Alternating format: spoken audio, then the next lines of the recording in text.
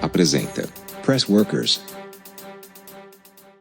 Maestro Flugel, como muchos lo conocemos, me gustaría que se presentara y nos contara un poco de qué trata este trabajo que presentó en el municipio de Chuy. Me llamo Félix Rubén Flugel González. Nací en Castillo hace ya 74 años y mi infancia transcurrió en la zona de Potrero Grande, habiendo concurrido a la Escuela de la Coronilla. Después cursé estudios de liceo acá en Chuy y desde el año 1963 prácticamente mi vida se circunscribió a lo que es esta ciudad. Estudié para maestro y trabajé como profesor en secundaria y también como docente, y un poco el espíritu polifacético me ha llevado a hacer distintas actividades. Pero una de las pasiones tal vez más grandes que encontré en la vida fue en sexto año de escuela, que fue la investigación de la historia. Estimulado por la maestra que teníamos, se despertó en la curiosidad, así como las vivencias que tenía en mi casa en campaña, por lo que eran las historias, los relatos, las anécdotas de las cosas que sucedían. Y ahí empezó un derrotero muy largo de más de 60 años investigando sobre la historia de la zona. En particular sobre la de Chuy, porque es donde más he vivido. Así que en ese momento me encuentro. En estos días estuvo presentando una muestra fotográfica e histórica en el municipio de Chuy. ¿Nos puede contar un poco de qué viene la muestra esa? Sí, fuimos invitados para presentar algunos materiales que tenemos, sobre todo en base a fotografías, de lo que es la evolución de este paraje, que se transformó de un lugar despoblado a convertirse en una ciudad, ¿no? Entonces ahí recopilamos una serie de materiales y pudimos, digamos, armar una secuencia bastante lineal, pero de lo que fue el paraje de Chuy. Entonces ahí presentamos una serie de cosas interesantes, me parece, porque una de las aspiraciones que tiene uno cuando investiga es difundir, que se conozca la historia, se conozcan los hechos. Así como a nosotros nos gustó ir aprendiendo a lo largo de la vida, poder replicar eso para las futuras generaciones. Bien. ¿Cómo se fue haciendo ese acervo de imágenes, de historias de la cultura local? Bueno, de muy diversas maneras. Ahí en esa muestra aparecen una serie de láminas que son publicadas en distintas ediciones por periodistas, investigadores, algunas que conseguimos, o varias de ellas que conseguimos con fotógrafos que ya no están acá, porque en la investigación histórica y sobre todo de los tiempos más modernos, los fotógrafos tienen una trascendencia que tal vez no se la damos. Captan esa imagen, ese instante, ese momento, que después pasa a ser muy interesante y muy valioso. Y después hay alguna otra que se va publicando en redes y demás, o sea que nosotros tratamos de ser respetuosos de los derechos de autor de cada uno. En esta muestra nosotros no precisamos de quién son, porque hay algunas fotografías que son de uso público, pero no sabemos. Pero queremos ser bien claros de que no son exclusivas nuestras. Es decir, ahí el aporte de todos hace a una cosa que es mostrar un poco la evolución de lo que es el Chuy. Bien. Hablando fuera del micrófono, usted me decía que había como grandes hitos, como grandes marcos en esa muestra que se diferenciaban de una época a la otra. ¿Cuáles son esos? Sí. Esta muestra tiene, diríamos, una secuencia que nosotros la arrancamos en la época posterior a la época indígena, ¿no? Cuando vinieron los españoles y los portugueses a disputarse estas tierras, este lugar empezó a ser conocido como el paraje del Chuy. El nombre de Chuy lo tomaron de la lengua tupí guaraní, según las acepciones que se han estudiado, aparentemente las dos más diríamos, aceptadas son la que proviene del sonido de un pájaro que abundaba mucho en estos lugares y que hoy día prácticamente no lo vemos. Un pájaro pequeño que anda por los suelos y que anda por los arbustos y demás, que emite un sonido característico, el chuit, chuit. Entonces eso podría ser una voz onomatopéyica, reproducir la voz del pájaro en el nombre. Y la otra es un investigador brasileño, Tancredo Blota, que estudió mucho la lengua tupí-guaraní, sostiene de que el chu significa pardo y río de agua parda, o corriente de agua parda o agua gris. Y nosotros que conocimos el arroyo antes de estar contaminado, aceptamos esa teoría, porque siempre las aguas del arroyo fueron de color grisáceo, no fueron cristalinas. Entonces, que puede ser también posible. Después hay otras versiones de tortuga, caballo pequeño y demás. Hay muchas acepciones ahí, pero creo que es un poco fantasioso, ¿no?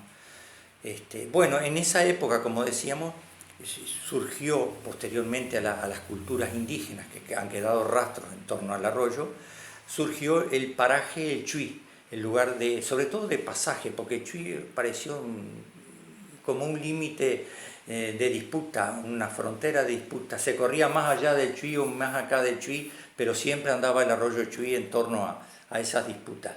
Y en ese paraje comenzaron a establecerse algunos pobladores, algunas familias, sobre todo lo que ahora es del lado brasileño, familia Rodríguez, familia Viana, y hay otros cuantos apellidos que han investigado los estudiantes de la Universidad de Pelotas. Y después del lado uruguayo vinieron algunos de los, diríamos, descendientes de los azorianos que trajo Ceballos, que se afincaron sobre todo aquí próximo a la entrada a Barra de Chuy, y uno se quedó por acá y tuvo una estancia, y después hubo un descendiente de español que estuvo en la Sierra de San Miguel, y así se fue poblando el paraje. Y diríamos que de ahí pasó a nuclearse, empezaron a venir algunos pobladores, se establecieron ciertos controles aduaneros, ciertas guardias militares, y en torno a las guardias militares, ya después cuando se va a emancipar el Brasil, entre brasileños y después orientales uruguayos, es decir, se establecen controles de aduana. Los primeros controles estuvieron en Santa Teresa, pero se pasaba por la frontera, sobre todo pasaje de ganado en pie de uno y otro lado. Entonces ahí va surgiendo lo que nosotros conocemos como el nucleamiento.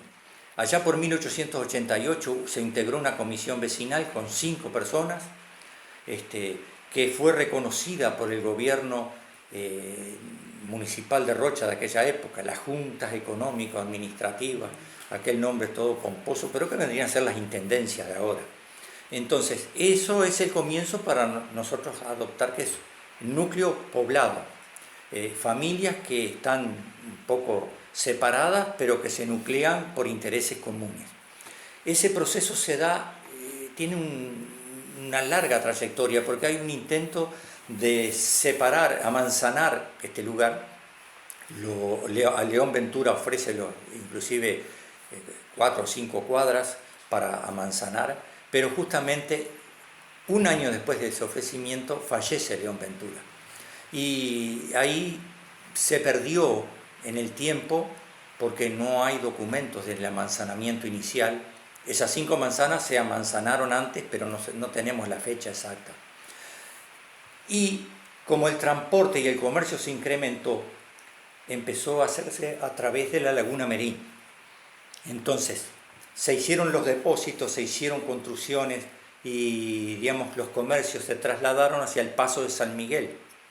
Y lo que era el núcleo poblado de 18 de julio, como se dio a partir de 1909, adquirió cierta importancia y se llevaron algunas oficinas, como el registro civil, oficinas de correo. Todo se llevó hacia San Miguel, que estaba más poblado que este. Este núcleo quedó siempre medio desperdigado. Pero es aquí que cuando empiezan a a mejorarse las comunicaciones y sobre todo que aparecen vehículos ya motorizados, en 1938 el Chuy ya eclosiona y surge y se nuclea como pueblo. Se habían puesto divisiones territoriales y ahí surge otra etapa, una tercera, que es el Chuy pueblo, que va de 1938 a 1961. Es una población que anecdóticamente estaba separada, estaba dividida en medio, desde donde está la Plaza Artigas hacia el este, hacia más o menos ubicado donde se encuentra el Club Social Chuy.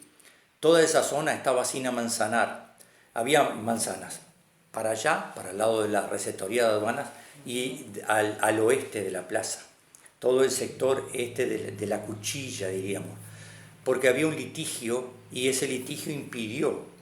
Y entonces una cosa curiosa, entonces se hablaba de los de arriba y los de abajo, los que vivían en la parte más alta y los que vivían allá en la parte más baja contra el arroyo.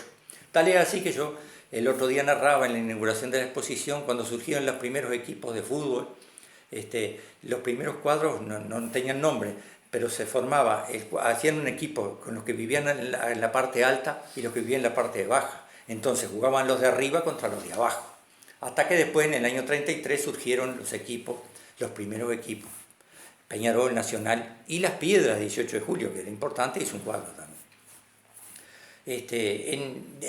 Diríamos que en el año 38, ya al ser declarado pueblo y demás, se instaló una junta local, que tuvo varios locales, valga la redundancia, primero más cerca del arroyo, después estuvo frente a la Escuela 28, y posteriormente se arrimó más hacia el centro, cuando se amanzanó esta otra parte. Y ese crecimiento fue lento, pero hubo una eclosión en la década del 60. Del lado brasileño vinieron los primeros comerciantes de origen árabe, que dieron una impronta diferente. Había mucho comercio del lado uruguayo y se trabajaba en esa época. También había venido Samuel, que se había establecido del lado uruguayo y después del lado brasileño. Se había marcado una forma de comercializar que era muy típica. Pero los comercios respetaban los feriados. El sábado de tarde y el domingo se cerraba todo, no se trabajaba. Cuando llegó diríamos, los inmigrantes árabes, empezaron a tener otra forma de trabajo. Ya empezaban a trabajar los sábados de tarde y hasta los domingos. Eran ellos mismos que atendían en un principio. Y ahí se creó una eclosión comercial. Y aquel Chuy que trabajaba, diríamos, vendiéndole a los brasileños el lado uruguayo en invierno, y los uruguayos viniendo en pleno verano y toda la temporada estival a comprar del lado brasileño, empezó a tener un comercio más continuado. La actividad comercial se extendía, los fines de semana siempre venía gente, y después terminó en lo que sería hoy día, que ya no hay día, todos los días el comercio es activo acá. Entonces, ahí se forman las primeras comisiones, clubes sociales, instituciones, y esas instituciones luchan por mejoras. Y ahí van a aparecer en la exposición, bueno, se consigue luz eléctrica, el agua potable, el teléfono, todo eso ya por el año 47. Y eso trajo también otros adelantos. Las oficinas se empezaron a instalar acá, vino la sucursal del Banco República, hubo otros bancos, se hicieron algunos hoteles, ya había de antes, pero ahora con más capacidad. Y hubo un movimiento para llevar a Chuy a la categoría de villa, ¿no? Que eso se hizo posteriormente. Y bueno, y el Chuy Villa fue, diríamos, durante 20 años. En 20 años se transformó de tal manera que cuando llegó la década del 80, vino la eclosión comercial y hubo un movimiento grande para que esto fuera ciudad, y en el año 81, en diciembre del 81, se declaró ciudad. En el año 82 se hicieron los actos, en enero, ahí sí se hicieron otras mejoras, se construyó el estadio, se mejoraron algunas instituciones, locales de instituciones, como el hospital, como la Escuela 28, se hizo un camino de acceso más moderno al balneario Barra de Chuy, que no lo tenía, y realmente el declararlo ciudad ya trajo aparejado otras cosas, ¿no? Entre ellas, lógicamente, viene toda una movida grande que es organizar lo que es el progreso que tiene la ciudad, que yo contaba que nunca ha sido posible, porque es tan grande, el aumento de población fue tan fabuloso que se duplicó en pocos años. Entonces es imposible que alguien pueda prever y pueda tener los servicios y pueda realizar todas las obras que necesita un centro poblado para adecuarlo a las necesidades. Y bueno, y el Chuy se fue poblando de esa manera y los pocos pobladores originarios de acá quedaron sus descendientes, pero fue avasallado por lo demás. Perdió un poco la identidad de pueblo que tenía para transformarse en algo único, la cultura fronteriza, que son culturas que pocos entienden, pero que quienes vivimos en ella sí lo entendemos, ¿no? Sí. Que es un poco la cultura esa donde está lo permitido y lo no permitido. Yo hacía mención de que siempre la frontera tiene la parte legal, pero tiene la parte ilegal. Entonces, por fuera de cámara hablábamos el otro día de que el fenómeno del contrabando es común, se da en todos los lugares del mundo, pero se da en la frontera. Y acá no ha sido un fenómeno ajeno a esta frontera.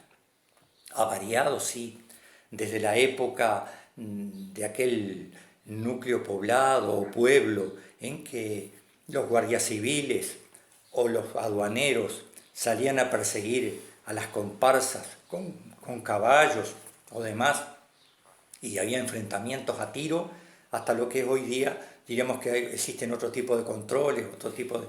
Y bueno, pero también existe la evasión. Los contrabandistas de antes lo hacían a lomo de caballo, hoy día bien sabemos que el contrabando pasa por otros lugares y se va de otra manera. Pero no es una apología del contrabando ni una apología del delito, es, digamos, el entender una cultura y una forma de vivir, porque así como existe el comercio legal, también existe el comercio ilegal. Y bueno, y también se da eso en lo que están afincados o lo que están, diríamos, vendiendo en la línea o vendiendo en lugar. Existen cosas que son legales, existen cosas que no son legales y que siempre, como en todo lugar del mundo, nosotros hemos averiguado, siempre a veces tienen, digamos, un aspecto permisivo que facilita que ese tipo de comercio se siga realizando, porque no se aplica en un 100% lo que a veces las legislaciones establecen. Y eso forma parte de la cultura fronteriza y sobre todo de la cultura de Chuy.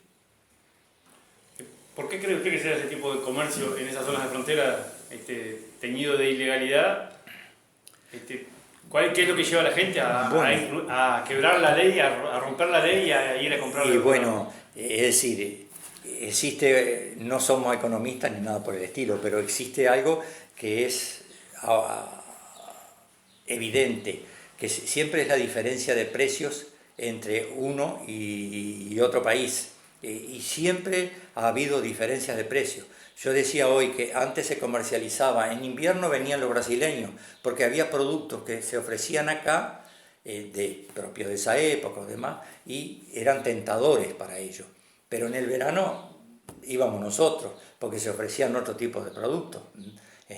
Y además de eso, diríamos que eso es evidente, pero además existen otros factores, ¿no? Como si existiera un libre comercio, una libertad de pasaje, como lo existe en países europeos, por ejemplo. Ahí no hay controles aduaneros, no existe nada, pero prácticamente no se da este fenómeno de contrabando así. Existe un comercio más bien legal. Y bueno, la igualdad que no existe es la que marca justamente el fenómeno del contrabando, tanto con Brasil como con Argentina. Nosotros lo vivimos con el Brasil, porque es muy difícil que las monedas estén equilibradas. Y también lo otro que hay que mencionar es los productos. Hay productos que son típicos de Brasil y se dan. Y hay productos que son típicos de nosotros y se dan. Entonces, para llevarlos allá hay que pagar una tasa. De pronto las tasas son demasiado elevadas, tanto de un lado como del otro. Entonces, siempre hay gente que trata de evadir y no pagar esas tasas y comercializa, pero evitando el pago de las tasas de importación o de exportación que existen en la frontera. Y una cosa que sí creo que no es menor es que este crecimiento nos ha ido liquidando el patrimonio edilicio y un poco cultural en ese aspecto. Ahí se van a ver fotografías de edificios que fueron emblemáticos acá en Chuy, que no existen, salvo la receptoría de aduanas y alguno que queda, diríamos, metamorfoseado debajo de algunos acomodos, es decir, todo se ha derrumbado y se han construido cosas nuevas. Que eso es una de las cosas, diríamos, que siempre como historiador yo lamento que no se tenga una cultura de conservación. Uno lo ve en otros países donde se mantienen reliquias, pero muy antiguas, y se construyen cosas nuevas en base a eso, y existe una armonía y se puede apreciar lo de antes y lo de ahora. Acá lo de ahora viene derribando todo. Entonces, bueno, esto es un poco una ofrenda patrimonial. Lo que van a ver aquí es el patrimonio que perdimos, pero bueno, lo tenemos en fotografía. Para consuelo, por lo menos sirve. Apresentou Press Workers.